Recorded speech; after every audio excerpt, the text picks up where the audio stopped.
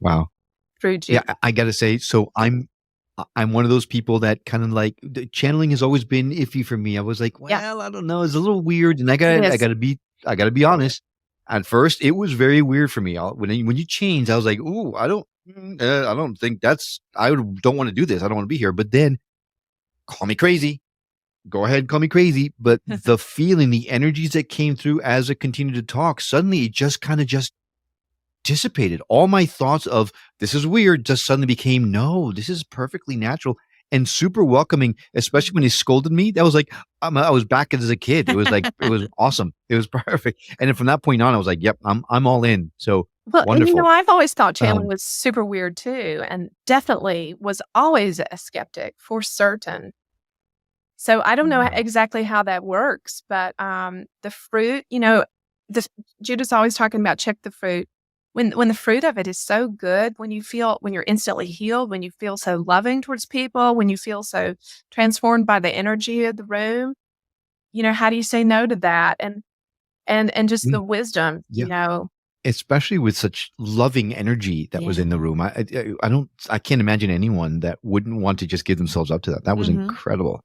It really was. So Truly, I've blessed. got literally about 15 shows worth of questions. So I'm going to Yeah. try to, because it's the skeptic metaphysician and because we have to ask the questions, I have to ask, Yep. how was the experience for you? I mean, how can you be sure that this is the collective coming through and not just you or your subconscious just kind of free associating? It doesn't matter. Yeah, yeah, I asked myself all those questions. I mean, in the beginning, I would have really tough moments like, what's going on? Am I schizophrenic? Do I need to go on medication? Should somebody be locking me up? Um, you know, that mind stuff kicks in. And I think, you're right. I don't think we really have to know the answer. I think we have to go by the fruit of, is this producing something really good in my life and other people's lives? If Mm, I think for me, I have to just set aside the weirdness of it and the bizarreness and listen to the message. And I do that. mm, One of my favorite things that we're doing now, we have a daily quotes from Judah. And so every morning when I get up, in my email is waiting for me a daily quote from Judah. And usually by the time it's arrived there, I've long forgotten it. I mean, I spend so many hours channeling that I can't remember all the things that Judah said.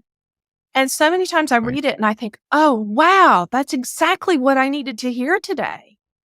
Did Judah actually say that? I'd forgotten that. And oh, that speaks exactly to what I'm going through with this situation or that Wow. situation.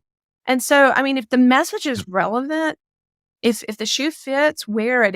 If it's powerful, if it shifts something in your life towards joy, towards love, towards happiness, why Mm, not? I mean, I could spend all day talking about how weird it is or questioning it, but maybe I yeah. just don't need to.